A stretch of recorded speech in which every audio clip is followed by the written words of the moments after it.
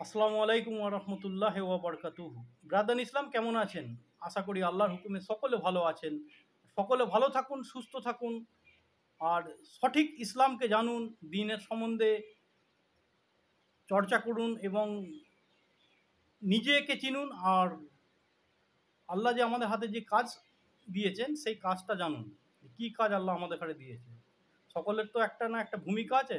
অবশ্যই মানুষেরও একটা ভূমিকা আছে এবং মুসলিমদের একটা ভূমিকা আছে। সেই মুসলিম হয়ে যে ভূমিকাটা আমাদের হাতে বিরাসতে এসছে আল্লাহর তরফ থেকে, সেটা কি সেটা জানার চেষ্টা করতে হবে। তার আগে আমি আল্লাহর নাম নিয়ে নিই। আউযুবিল্লাহি মিনাশ শাইতানির রাজিম, বিসমিল্লাহির রহমানির রহিম। রব্বিশ রাহলি সাদরি ওয়া ইয়াসিরলি আমরি ওয়াহলুল উকদাতাম মিন লিসানি ইয়াফকাহু কওলি ওয়াকুনুদ্দিনু কুল্লুহু লিল্লাহ বিসমিল্লাহি মাজরিহা ওয়া মুরসাহা ওয়া তাওয়াক্কালতু আলাল্লাহি কাফি জাআল হক ওয়া জাহাকাল বাতিলু ইন্নাল বাতিলা কানা জাহুকা। ৮/৬/২০২৪-এ সূরা আলে ইমরানের ১৫৭ থেকে ১৬০ আয়াত পরে বাংলা তর্জমা শুনেছিলাম। ইনশাআল্লাহ আজকে তারপর থেকে শোনাবো ৬১ নম্বর। তো এই ৬১ নম্বর আয়াতে আল্লাহ কি বলছেন? একটা আইন পাস করছেন, আইন সম্বন্ধে মানুষকে জানাচ্ছেন। জিনা যেমন একটা মানে গুনার স্তর, যা হক্কুল ইবাদ একটা গুনার স্তর, সিরকি একটা গুনার স্তর, তারপরে আপনার যে মুনাফিকি একটা গুনার স্তর, সুদ একটা গুনার স্তর, এরম ধরনের এইতেও একটা একটা গুনার স্তর বা একটা আইন জানিয়েছে এই আয়াতের মধ্যে। সেটা জানুন এবং অপরকে জানার সুযোগ করে দিন এবং এই এই গুনাহ থেকে বাঁচুন। তো ১৬১ নম্বর আয়াতে মানুষের উদ্দেশ্যে আল্লাহ বলছেন, আর কোনো নবী গলুল করবে এটা অসম্ভব। এই গলুলটাই হচ্ছে আইন। ঠিক আছে, আমি বাকিটা আমি বলবো তফসিরের মাধ্যমে। যে কোনো নবী গলুল করবে এটা একদমই অসম্ভব। এবং কেউ অন্যায়ভাবে, এবারে মানুষের উদ্দেশ্যে আল্লাহ বলছে যে এবং কেউ অন্যায়ভাবে কিছু গোপন করলে, যাহা সে অন্যায়ভাবে গোপন করবে কিয়ামতের দিন সে তাহা সাথে নিয়ে আসবে। তারপর প্রত্যেককে যা সে অর্জন করেছে তা তাহাকে পূর্ণ মাত্রায় দেওয়া হবে।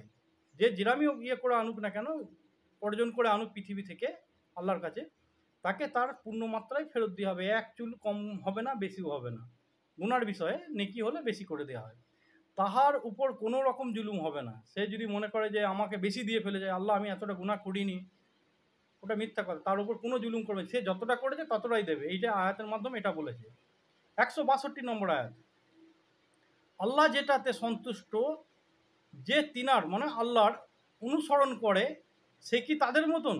কাদের মতন? যে আল্লাহর ক্রোধের পাত্র হয়েছে, অর্থাৎ গলুল করলে আল্লাহ খুবই রাগান্বিত হয়ে যায়। এবং জাহান্নামী যার বাসস্থল, মানে গলুলকারী জাহান্নামে যাবে। আর সেটা কত নিকৃষ্ট প্রত্যাবর্তন স্থল। আয়াত শেষ হয়ে গেল। এবার ১৬৩ নম্বর আয়াত, আল্লাহর কাছে তারা বিভিন্ন স্তরের গলুলকারীর একটা স্তর আছে, সেটা আমি মোটামুটি ৫টা স্তর পেয়েছি, ৬টা। আর অন্য তফসিলের বই হয়তো আরও ছিল। যাই হোক, আমি সে পর্যন্ত পৌঁছাতে পারিনি। তো এটা আমি বলবো। ১৬৩ নম্বর আয়াতে বলছে যে আল্লাহর কাছে তারা বিভিন্ন স্তরের, তারা যা করে আল্লাহ সেসব ভালোভাবে দেখেন। আল্লাহ খাবিরুন বাসির। খবির মানে খবর লেনেওয়ালা এবং দেখে নেওয়ালা, বাসির মানে দেখে নেওয়ালা। যাই হোক, ১৬৪ নম্বর আয়াতে বলছে আল্লাহ মুমিনদের উপর অবশ্যই অনুগ্রহ করেছেন, মানে দয়া করেছেন। কীরকম? যে তিনি তাদের নিজেদের মধ্য থেকে তাদের কাছে রসুল পাঠিয়েছেন। আমাদের রসুল মানে আমাদের জাতির মধ্যে থেকেই হয়েছে, ফেরেশতা থেকেও দিইনি বা জিনেদের তরফ থেকেও দিইনি। মানুষ আছে, জিন আছে, ফেরেশতা আছে, বা সেটা আমার মানুষের জন্য নবী মানুষের তরফ থেকে বানিয়েছে, সেইটাই আর কি বলেছে। রসুল পাঠিয়েছেন, যিনি রসুল তাহার মানে অর্থাৎ আল্লাহর আয়াতসমূহ তাদের কাছে তিলাওয়াত করেন, তাদেরকে পরিশোধন করেন। যেমন আমরা যদি কোনো ভুল করে থাকি, আমাদের নবী যে আয়াত বলে দিয়ে গেছে বা যে রাস্তা দেখিয়ে দিয়ে গেছে, সেই রাস্তায় গেলে সেই গুনাহ থেকে বাঁচতে পারবো। গুনাহ দেখাটা চিনিয়ে দিয়েছে, গুনাহ চিনতে হবে, তবে তো আমরা ত্যাগ করবো যে এটা খারাপ জিনিস, ওটা ভালো জিনিস। না, একটা বাচ্চা ছেলের সামনে যদি পায়খানা পড়তে থাকে, সেটা গিয়ে হাতে করে আটকাবে, সে জানে না যেহেতু। কিন্তু একটা বড় মানুষ যে জেনে যায়, যে ওই বাচ্চাটাই যখন জেনে যাবে যে এটা পায়খানা হাত দিলে ঘেন্না করে বা ঘৃণিত জিনিস, তারপরে সে হাত দেয় না। তো আমরা যখন একটা সময় থাকছিল, যে সময় নবী রসুল ছিল না, তখন মানুষ একবারে মানে অজ্ঞানী হয়ে গেছিল, মানে জ্ঞান তার কিছু ছিল না, কোনটা গুনাহ কোনটা নেকি সে সম্বন্ধে সে কোনো অনুতাপ্ত করতে পারতো না। তারপরে যখন রসুল আসে তাদেরকে পরিশোধন করে, অর্থাৎ পবিত্র করে, ইস্তেগফার পড়িয়েছে বা গুনাহগুলো চিনিয়ে দিয়েছে যে এগুলো এগুলো এগুলো এগুলো এরাম, হাদিসের মাধ্যমে বা কোরআনের মাধ্যমে। বাকি আয়াতটা বলে নিই। এবং কিতাব ও হিকমত শিক্ষা দিয়েছেন, কিতাব থেকে শিক্ষা দিয়েছে, হিকমত দুনিয়াদারির দিক থেকে শিক্ষা দিয়েছেন যে কিরাম করে খাওয়া দাওয়া সব হাদিসের মধ্যে আছে, সবাই জানে। যদিও তারা এর আগে স্পষ্ট বিভ্রান্তিতে ছিল। অবশ্যই হর মানুষ বিভ্রান্তিতে থাকে, নবী আসার পরে আস্তে আস্তে তাদেরকে সংশোধন করা হয়। ঠিক আছে, এইবার তফসিরটা বলছি, গলুলের বিষয়টা থেকেই বলছি, বাকিটা যদি হয় তাহলে বলবো। গলুলের মোটামুটি 5টা স্তর পেয়েছে, যেমন আল্লাহ বলেছেন না যে বিভিন্ন স্তরে, তো তার মধ্যে আমি 6টা স্তর পেয়েছি, 6টা স্তর পেয়েছি, একটা একটা করে শোনাচ্ছি। আর আল্লাহর হস্তে যদি কেউ গলুল করে থাকেন ত্যাগ করবেন, না হলে খুবই ভয়ঙ্কর। হক্কুল ইবাদ হচ্ছে বহুত বড় গুনাহ। আল্লাহ কাছে কেউ যদি সেরেক করে ফেলে, আল্লাহ সমতুল্য দুনিয়ার কোনো বস্তুকে যদি মনে করে, তারপরে যদি পরে জানতে পেরে সে যদি মাপ চেয়ে নেয়, আল্লাহ আমার এটা ভুল হয়েছে, আল্লাহ মাফ করে দেবে। যদি মনে করুন যে বিদার্থী করে ফেললো, পরে জানতে পারলো যে আল্লাহর সঙ্গে এটা বিদার্থী করে ফেলেছি আমি, আল্লাহ আমায় মাফ করে দেবে, আল্লাহ মাফ করে দেবে। মুশরিকি করে ফেললো, মানে মুশরিকি মানে মিথ্যা মুসলমান, মিথ্যা মুসলমান সে আছে, সে যখন জানতে পারলো যে আমি এরম এরম ইয়ে করি, সে যদি আবার গভীরভাবে ঈমান আনে, আল্লাহ তার গুনাহ মাফ করে দেবে, সব কিছুর গুনাহ মাফ করে দেবে। চুরি করলে বা জিনা করলে বা মদ পান করলে, সেখানে আল্লাহ কোনো না কোনো নেকির মাধ্যমে মাফ করে। কিন্তু কেউ যদি কারো হক্কুল ইবাদ মাফ করে আসে, সেটা মাফ হয় না সেই ব্যক্তি যতক্ষণ না করে। গলুল হচ্ছে কি, হক্কুল ইবাদ হচ্ছে এক ব্যক্তির কাছ থেকে হক মেরে নেওয়া, এক বচন এককের কাছ থেকে হক মেরে নিয়ে এলে সেটা হচ্ছে হক্কুল ইবাদ। গলুলটা কি হচ্ছে, গলুলের অর্থ হচ্ছে বহু বচনের হক মারা, বহু লোকের, একের অধিক লোকের হক মেরে নেওয়াকে গলুল বলা হয়।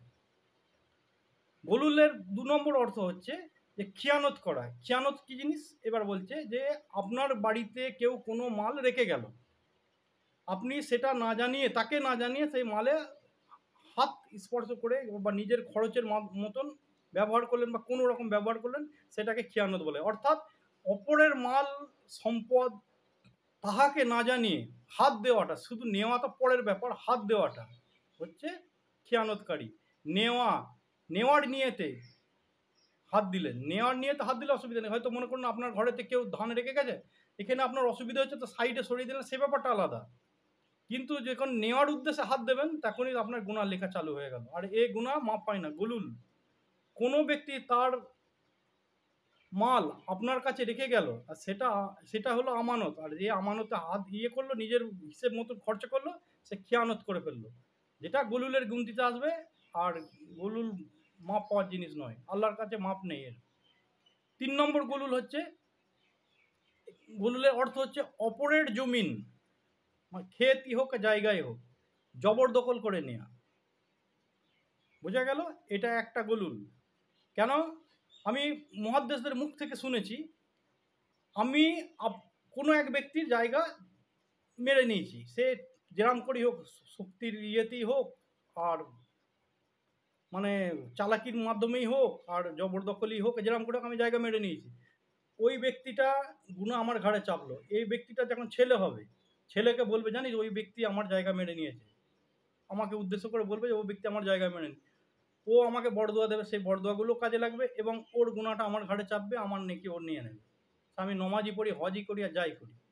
3 নম্বর, 4 নম্বর, 5 নম্বর, 6 নম্বর, 7 নম্বর পর্যন্ত মোটামুটি এটা অন্য মুহাদ্দিসদের মুখ থেকে শোনা। ঠিক আছে, যে 7 পিঁড়ির গুনাহ ঘাড়ে চেপে যাবে।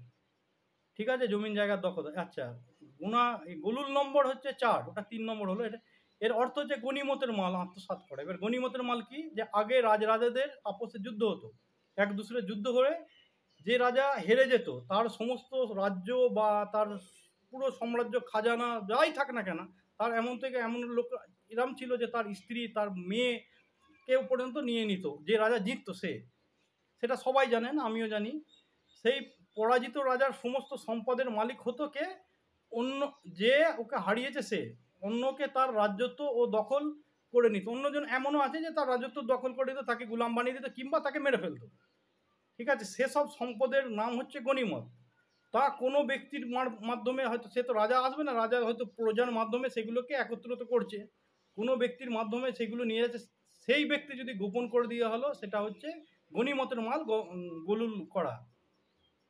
4 নম্বর হলো, এটা ওর থেকে বড়। 5 নম্বর হচ্ছে গোলুল দেশের সম্পদ ভক্ষণ করা, যা এখন আমাদের নেতা মন্ত্রী বা এমএলএ মিনিস্টার যাই হোক না কেন, এমপি যা করছে, এটা হচ্ছে এক ধরনের গোলুল, সব বড়, এর থেকে বড়। আবার আরেকটা হচ্ছে গোলুল সার্বজনিক সম্পদ, এটা হচ্ছে 6 নম্বর, সার্বজনিক সম্পদ গোপনে ভক্ষণ করা বা ক্ষমতার জোরে আত্মসাৎ করা, এ একটা আছে।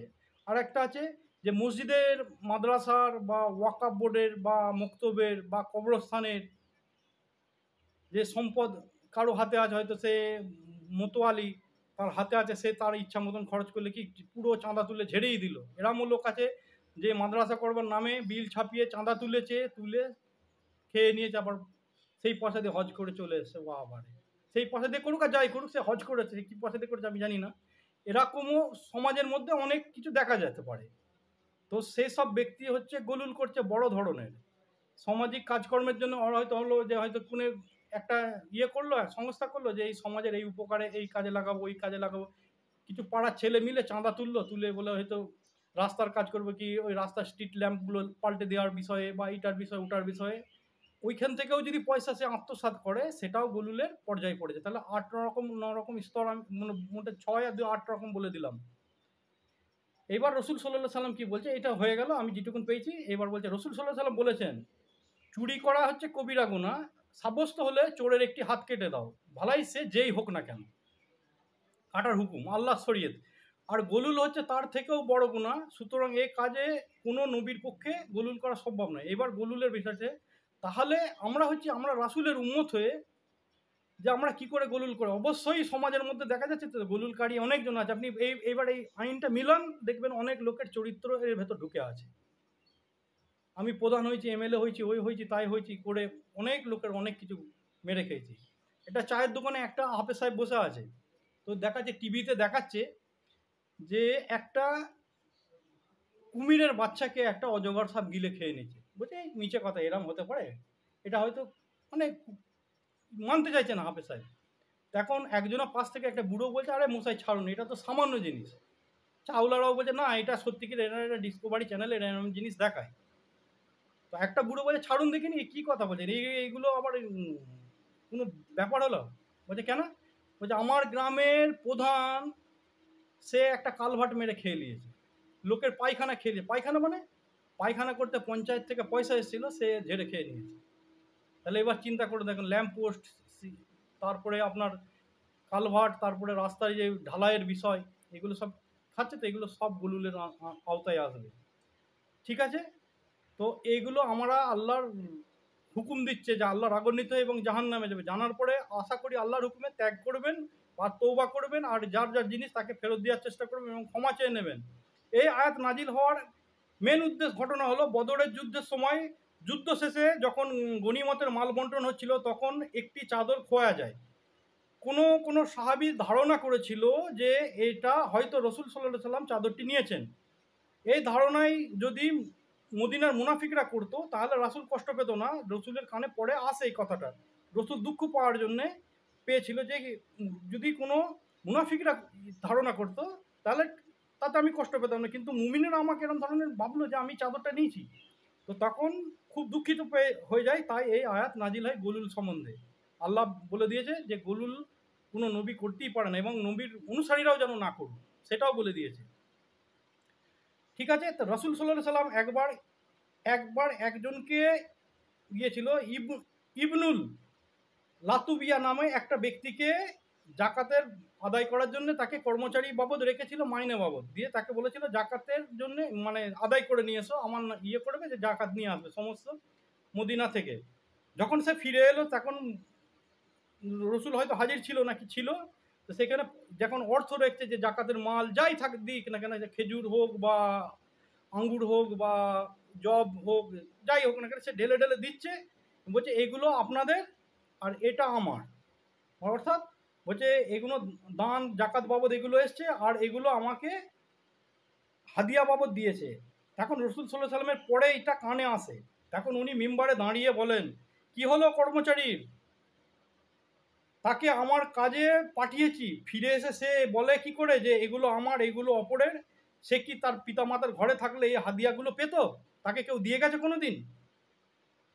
আল্লাহর শপথ করে বলছি, যার হাতে আমার জান, রসুল বলছেন যে এ থেকে কেউ যদি এই দানের জাকাতের বা এ থেকে যদি এটা গনিমতের মাল থেকে যদি কেউ কিছু নিয়ে থাকে, সে এটা নিয়ে কবর থেকে ইয়েতে উঠবে, আখেরাতে এটা উঠবে। আচ্ছা, এই একটা ঘটনা হয়ে গেল। আর একটা ছোট্ট ঘটনা বলে দিচ্ছি। রাসূল সাল্লাল্লাহু আলাইহি সাল্লামের মাল সামানের দায়িত্ব রাখার জন্য একটা খাদিম রাখা হয়। তাকে বলা হয় কারকাররাহা। কারকাররাহা বলে একটা পদবি হয়, সেটা তার মানে উনার রাসূলের খাদেম বা মালপত্র বয়ে নিয়ে যান, বাহক আর কি লোকটা। তিনি সাহাবী ছিলেন বলা হতো। তো হঠাৎ কোনো এক সময় তার ইন্তেকাল হয়ে যায়, মারা যায়। তো এবং রাসূলের কোনো সামান খোঁজার জন্য যখন ওনার তল্লাশি করা হয়, তখন দেখা যাচ্ছে যে ওনার মালের ভিতর থেকে একটি জামা পাওয়া যায়, চুরির জামা পাওয়া যায়। যে কোনো সময় মানে গনিমতের মাল থেকে চুরি হয়ে গেছিলো, সেটা ওনার ইয়েতে পাওয়া যায়, ওই সাহাবীর ঘরেই হোক বা সাহাবীর মালের সঙ্গে থাকে। কার ওই কারকাররাহা যে ছিল খাদিম তার। তো রসুল সাল্লাল্লাহু আলাইহি সাল্লাম তখনই বলে, এ তো জাহান্নামে চলে গেছে। এবার চিন্তা করে দেখুন যে আল্লাহর রসুলের খাদিম ছিল এবং সাহাবী ছিল, তারপরেও সে যদি এই গলুল করে থাকে, তাকে যদি জাহান্নামে যায়, আর রসুল মানে সঙ্গে সঙ্গে বলে দিল এ জাহান্নামে গেছে। তাহলে আমরা কি করছি আর কি করা দরকার, এবার আপনার সুস্থ মনে চিন্তা ভাবনা করে এগিয়ে যান। আল্লাহ হাফিজ। যদি এর মধ্যে কোনো ভুল করে থাকি, আল্লাহর রাস্তে মাফ করবেন। নিজে শুনুন, অপরকে শোনার ব্যবস্থা করে দিন অবশ্যই। আল্লাহ হাফিজ।